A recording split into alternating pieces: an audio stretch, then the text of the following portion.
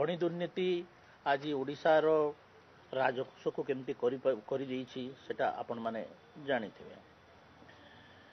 ତ ଏଇ ଖଣି ଦୁର୍ନୀତି ବିଷୟରେ ଆମେ ଗୋଟିଏ ସ୍ମାରକ ପତ୍ର ତିଆରି କରିଥିଲୁ। ଯେଉଁ ସ୍ମାରକ ପତ୍ର ମୁଖ୍ୟମନ୍ତ୍ରୀକୁ ବି ଦେଇଛୁ, ରାଜ୍ୟପାଳକୁ ବି ଦେଇଛୁ, ପ୍ରଧାନମନ୍ତ୍ରୀକୁ ଦେଇଛୁ ଏବଂ ପ୍ରେସିଡେଣ୍ଟ ରାଷ୍ଟ୍ରପତିଙ୍କୁ ମଧ୍ୟ ଦେଇଛୁ। ତାର କପି ଆପଣମାନଙ୍କୁ ଆମେ ଦେଇଦେବୁ।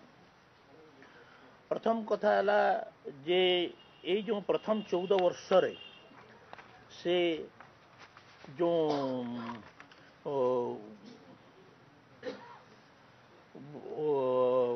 ମାନେ ଯେତେ ଟଙ୍କା କଥା କୁହାଯାଉଛି 8,97,443 କୋଟି 27,03,800 ଟଙ୍କାର ଦୁର୍ନୀତି ହେଇଛି ବୋଲିକରି ଗୋଟେ ହିସାବ କରାଯାଇଛି।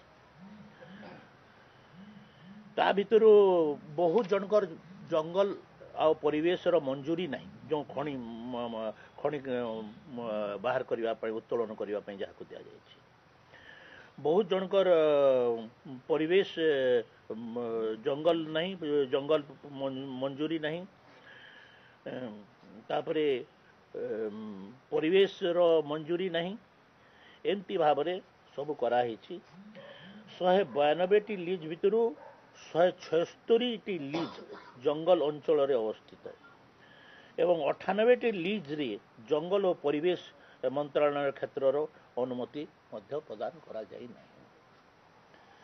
98ଟି ମଧ୍ୟରୁ 47ଟି ଖଣି ଜଙ୍ଗଲ ମଞ୍ଜୁରୀ ବିନା ଚାଲିଛି। 98ଟି ଲିଜ୍ ମଧ୍ୟରୁ 55ଟି ଖଣି ଏପରି ଭାବରେ ଅବସ୍ଥିତ ଯେ ନଦୀ, ଉପନଦୀ, ନାଳା ଅଞ୍ଚଳରେ ପ୍ରଭାବିତ ହୁଏ ଏବଂ ସେହି ନଦୀଗୁଡ଼ିକର ଲିଜ୍ ସୀମା ମଧ୍ୟ ପ୍ରଭାବିତ ହୋଇଛି। ତ ଗ୍ରାମବାସୀ, ଆଦିବାସୀ, ବନ୍ୟଜନ୍ତୁ ବ୍ୟବହୃତ ଏବଂ ଜଳ ପ୍ରଦୂଷଣକୁ ରୋକିବା ପାଇଁ ଆଇନ ଅନୁଯାୟୀ ଆବଶ୍ୟକତା ଅନୁଯାୟୀ ସେଠାରେ କୌଣସି ପ୍ରକାର ପଦକ୍ଷେପ ଗ୍ରହଣ କରାଯାଏ ଏବଂ ଏସବୁକୁ ସୁନ୍ଦରଗଡ଼ ଜିଲ୍ଲା, କେନ୍ଦୁଝର ଜିଲ୍ଲାରେ ହାତୀ ପ୍ରକଳ୍ପ କରିଡର, ହାତୀ କରିଡର ସହିତ 31ଟି ଖଣି ସଂଲଗ୍ନ ରହିଛି। ଏହା ଫଳରେ ହାତୀମାନଙ୍କର ଫସଲ ଏବଂ ଅନ୍ୟମାନଙ୍କର ଦ୍ୱାରା ପ୍ରଭାବିତ ହେଉଛି। ଏଇଭଳି ଭାବରେ ବ୍ୟାପକ ଦୁର୍ନୀତି, ଖଣି ଦୁର୍ନୀତି ହେଇଛି ଏବଂ ସରକାର ତାଙ୍କଠୁ କେବଳ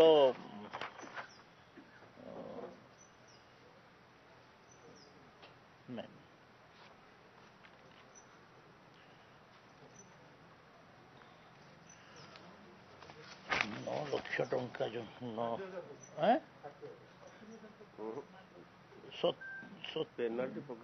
ତାଙ୍କୁ ପେନାଲ୍ଟି ପକାଇଥିଲେ, ଯେଉଁଟାକି ଏଷ୍ଟିମେଟ୍ କଷ୍ଟରୁ ବହୁତ କମ୍। ତ ଏଭଳି ଭାବରେ ସେସବୁ ଦୁର୍ନୀତି ହେଇଛି। ଏ ଦୁର୍ନୀତିକୁ ତଦନ୍ତ କରିବା ପାଇଁ ଆମେ ପ୍ରଧାନମନ୍ତ୍ରୀ, ତାପରେ ରାଷ୍ଟ୍ରପତି ଏମାନଙ୍କୁ ସବୁ ଲେଖିଛୁ।